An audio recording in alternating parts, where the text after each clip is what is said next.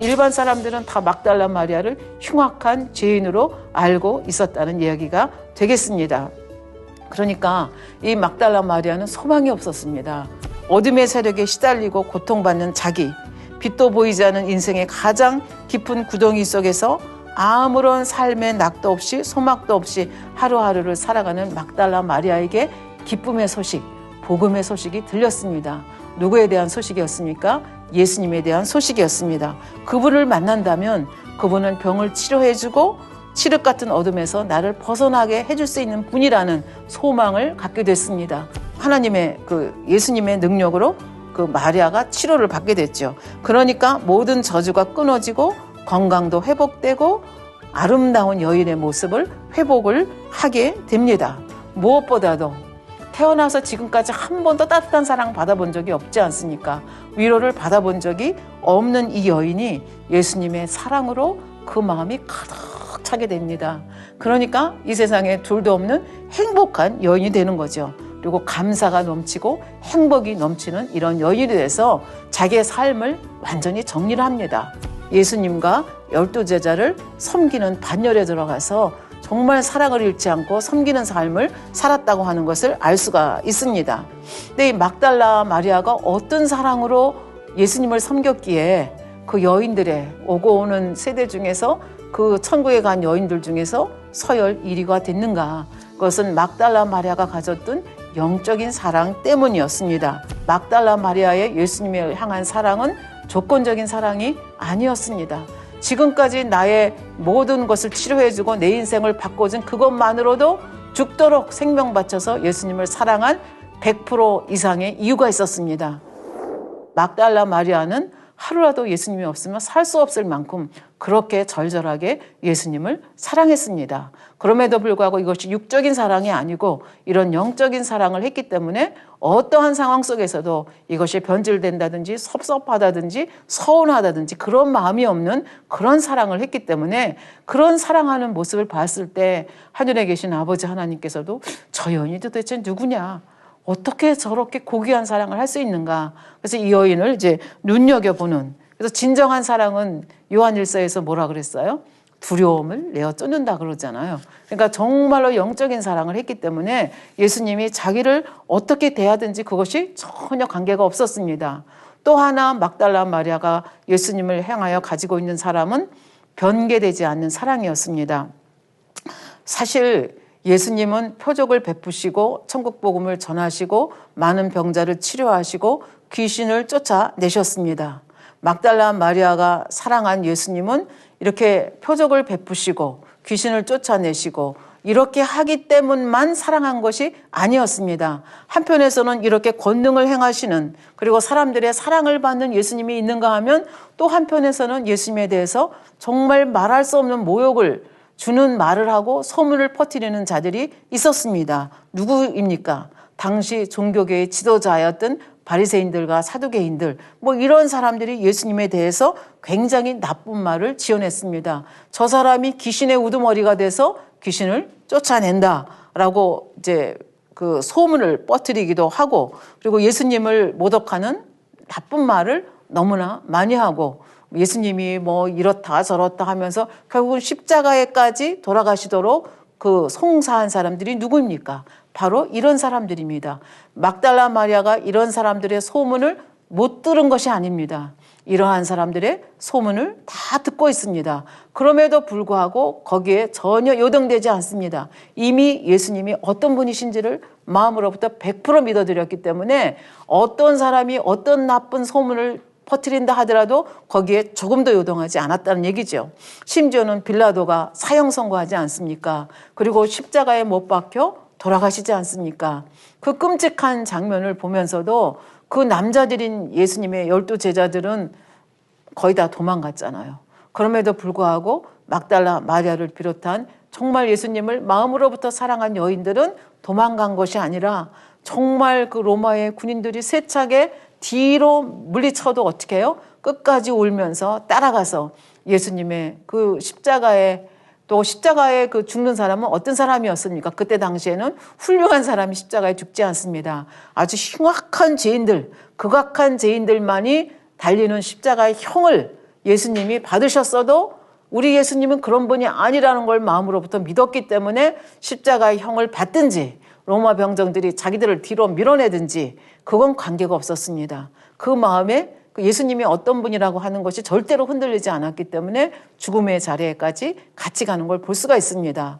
그리고 아리마대 요셉이 예수님의 시체를 요구해서 자기 그 판원 무덤에 가서 그 장사 지내는 거기까지 가는 겁니다. 가서 어디에 그 장사 지낸지를 알고 또 군인들이 그 로마 군병들이 지키지 않습니까? 그 예수님의 무덤을 지켜도 그 앞에 마주 앉아가지고 슬퍼하고 울는 그런 모습을 볼 수 있습니다. 그러니까 죽음이 두렵지 않은 거죠. 그러니까 예수님에 대해서 어떤 나쁜 소식을 들어도 그것에 조금 더 흔들리지 않냐고 예수님은 나의 생명의 주라는 거, 나를 사랑해 주신 분, 내 생명을 살려주신 분, 내 생명의 은인이라는 걸 끝까지 잊지 않기 때문에 결국은 끝까지 이렇게 붙잡는 모습을 볼 수 있습니다. 그러다가 갑자기 정신이 든 것처럼 이제 정신을 차리죠. 내일은 안식일이지 않습니까?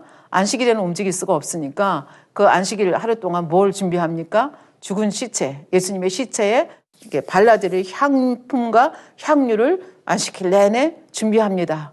그러면서 날만 새면 가서 예수님의 몸에 이걸 발라드려야지. 그런 기대감을 가지고 첫 새벽에 어딜 가요? 예수님의 무덤을 갑니다. 걱정하면서 가죠. 큰 돌로 무덤을 막아놨는데 이거 어떻게 이게 무덤을 그 돌을 누가 옮겨주겠는가 이런 걱정을 하고 갔는데 무덤 앞에 가니까 어떻게 돼 있어요? 돌이 다 굴려져 있습니다. 깜짝 놀래가지고 무덤 속에 들어가 보니까 예수님의 시신이 보이지 않습니다. 그러니까 예수님의 마지막 소원이 무엇이었습니까? 향품과 향유를 가져다가 예수님의 몸에 시체에 발라드리고자 했는데 그 예수님이 보이지 않습니다. 그러니까 얼마나 낙심이 됐겠습니까? 예수님의 시체를 누가 가져갔는가? 그래서 울고 있었다고 성경은 말합니다. 요한복음 20장 13절에 보면 이렇게 울고 있는 마리아에게 천사들이 나타나서 여자여 어찌하여 우느냐고 묻습니다. 네, 천사인지 누군지도 구별 못하는 거죠. 너무 슬퍼서.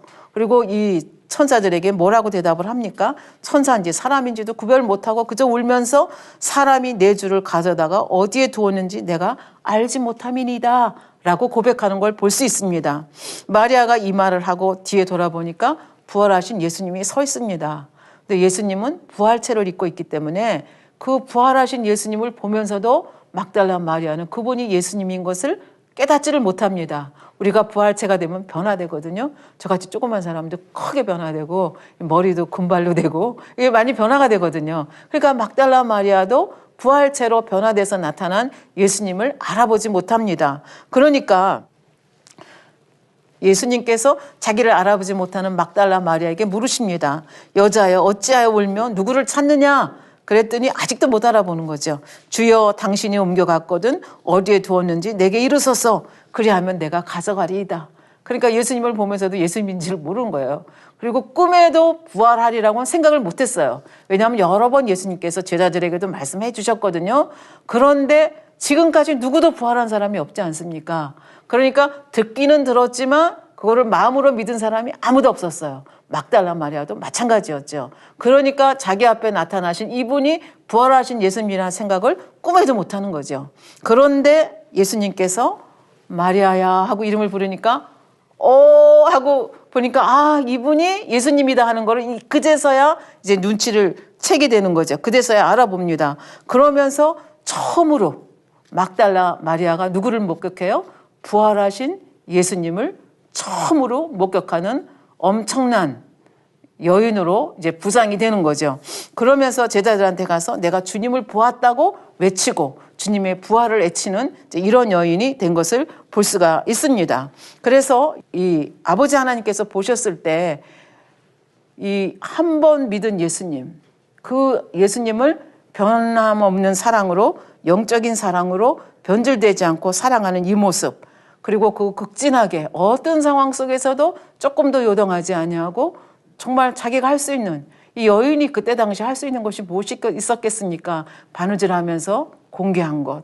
그리고 이제 또 예수님이 부활하시고 난 다음에 뭐 사명을 주셨잖아요. 너는 가서 예수님의 부활을 전하라. 정말 다시 하나님이 불러올리기까지 어떻게 했어요? 부활을 전한 부활의 증인이 된 것. 이 사명에 충실한 이 모습을 보면서 이 여인을 천국 서열 제1위로 두시고 옆에 두시고 그 아름다운 향을 흠양하고 있다는 것을 저희들이 듣게 되었습니다. 정말 세르셈에 갈 수 있는 여인, 그리고 여인 서열 중에 1위가 이 막달라 마리아인데 바로 이런 마음을 우리도 이루면 이렇게 고귀한 자리에 갈 수 있다는 얘기가 되겠습니다. 특별히 이 막달라 마리아의 삶을 통해서 우리가 느낄 수 있는 것이 있습니다. 조상 대대로 우상을 너무 섬겨서 하나님을 완전히 떠나서 완전히 어둠에 잠겨 있고 그 삶이 태어나서부터 지금까지 어둠에 잠겨 있던 그런 여인이었습니다. 그럼에도 불구하고 어떻게 해요?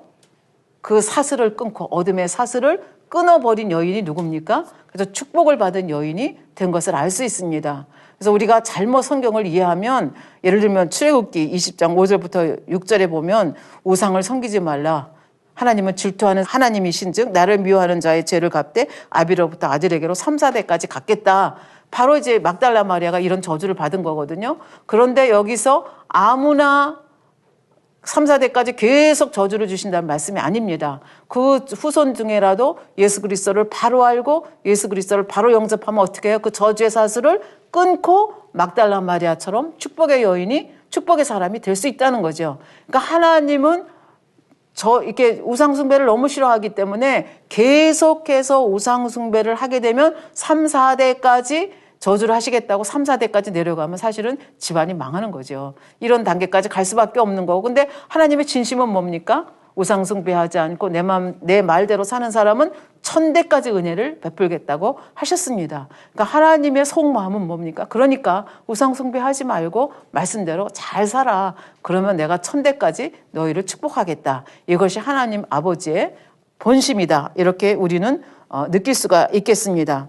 그리고 지금도 말씀드렸지만 내가 우리 조상이 우상을 너무 섬겨서 나는 소망이 없어가 아니라 내 자신이 바로 예수 그리스도를 바로 영접하고 제대로 신앙생활하면 이 저주의 사슬을 끊을 수 있고 막달라 마리아처럼 여인 서열 중에서 1일 서열까지도 갈 수 있다. 우리에게 얼마나 소망스러운 이야기입니까? 그러니까 내가 지금 어둠의 세력에 잡혀 있다 할지라도 내가 지금 어떤 상태에 있다 할지라도 막달라 마리아보다 심한 상태에 있다 말할 사람이 누가 있겠습니까? 막달라 마리아가 진정으로 예수 그리스도를 받아들이고 정말 사명에 충실했을 때 이렇게 제1서열의 여인이 된 것처럼 우리도 나의 지금 나쁜 환경 때문에 나의 영적인 환경이 이렇게 나쁘니까 나는 소망이 없어. 그렇게 생각하면 안 된다는 이야기를 제가 여러분에게 드리고 있는 것입니다.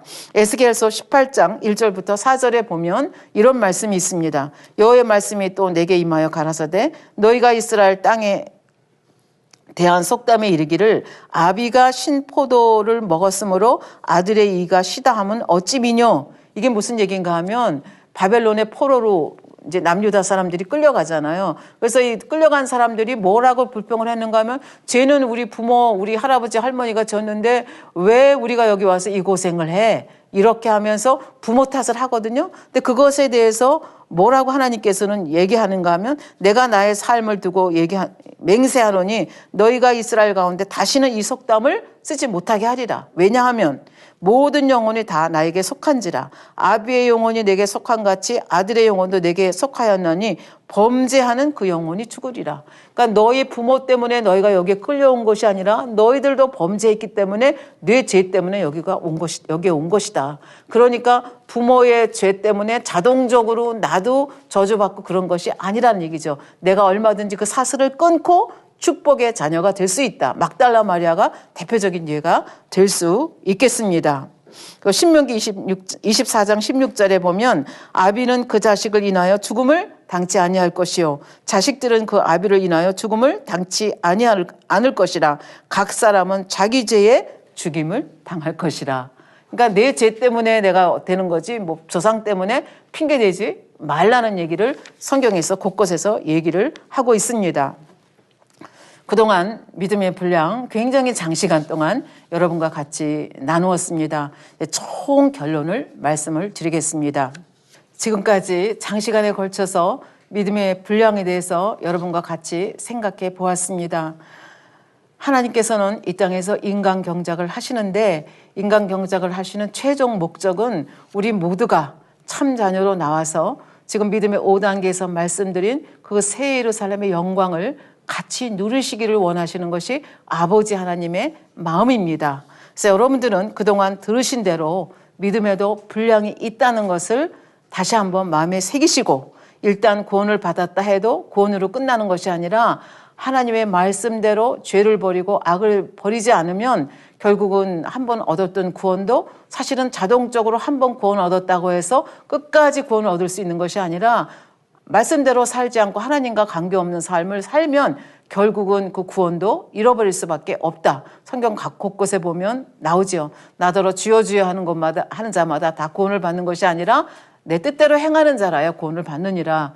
뭐 열처녀의 비유라든지. 그래서 자동적으로 한 번 구원받으면 자동적으로 모든 사람이 구원받는 것은 아니라는 것을 우리가 다시 한번 마음에 명심을 하고 또 한편으로 얘기하면 우리가 어렵지만 처음엔 어렵죠. 믿음의 1단계, 믿음의 2단계 제일 어렵다고 하지 않았습니까? 말씀대로 사는 것이 어렵지만 이것이 인간 경작하시는 아버지 하나님의 마음을 우리가 알고 이렇게 말씀대로 사는 것이 믿음의 분량을 키워가는 것이고 믿음의 분량에 따라 처소가 다르고 성급이 다르다는 것을 알았기 때문에 그 더 좋은 처소를 침노에 들어가기 위해서 믿음의 분량을 키워가는 것이 우리가 이 땅에 사는 중요한 목적이 되겠다 하는 것을 다시 한번 마음에 새기시고 아버지 하나님께서 원하시는 것은 뭐 낙원 1,000층, 2,000층이 아니라 최소한도 3,000층 정말로 원하시는 것은 새 예루살렘에 다 들으시기를 원하십니다.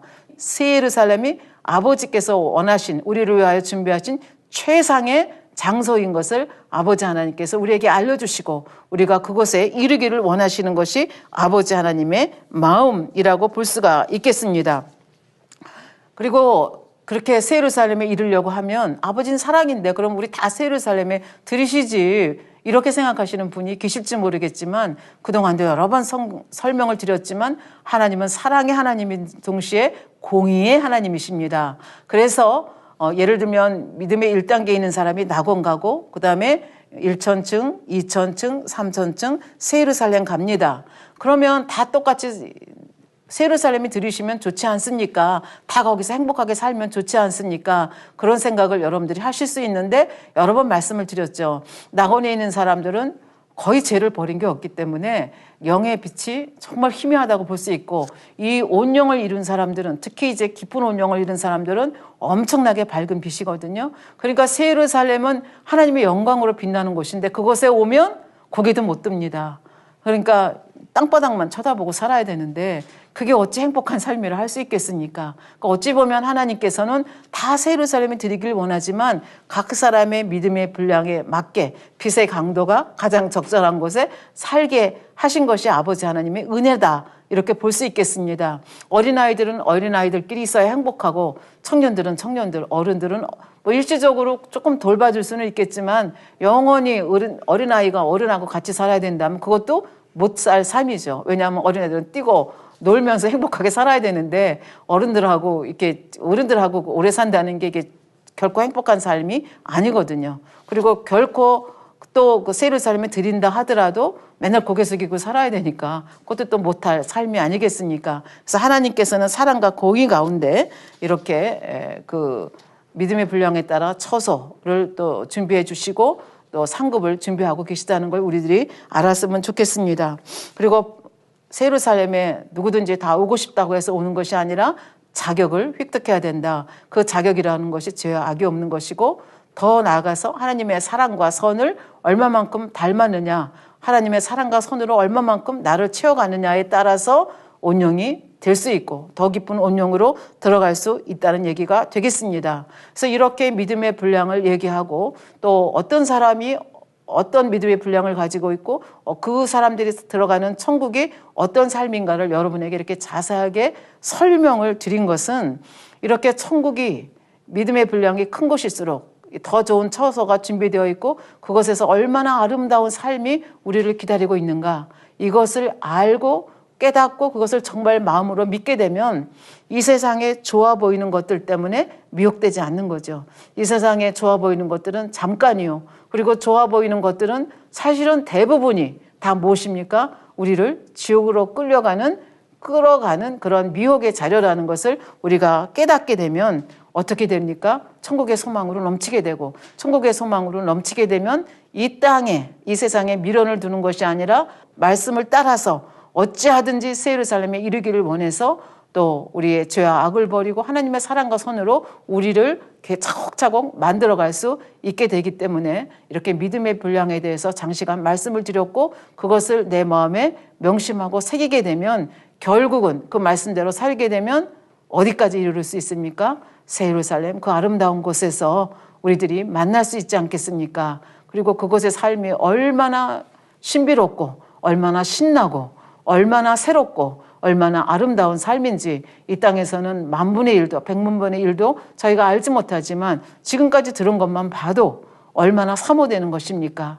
여러분들께서 이 믿음의 분량의 강의를 들으시고 이 강의를 들은 것이 기회가 돼서 여러분들의 믿음을 키워가셔서 새 예루살렘까지 가시는 분들이 많이 나오시기를 기원하면서 믿음의 분량 대단원의 막을 내리도록 하겠습니다.